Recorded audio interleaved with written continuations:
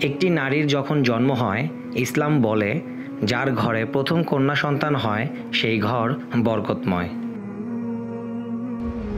একজন নারী যখন যুবতী হয়, ইসলাম তখন ঘোষণা দেয় যে তার মেয়েকে সঠিকভাবে লালন পালন করে ভালো পাত্র দেখে বিয়ে দেয়, তার জন্য জান্নাত ওয়াজিব হয়ে যায়।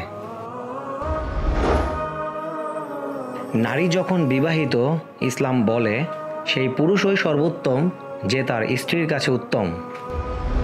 নারী যখন সংসারী, তখন ইসলাম বলে স্ত্রীর দিকে দয়ার দৃষ্টিতে তাকানো সওয়াবের কাজ, এমনকি আদর করে মুখে খাবার তুলে দেওয়াও। একজন নারী যখন গর্ভবতী, ইসলাম বলে গর্ভাবস্থায় যদি কোনো নারী মারা যায় সে শহীদের মর্যাদা পায়।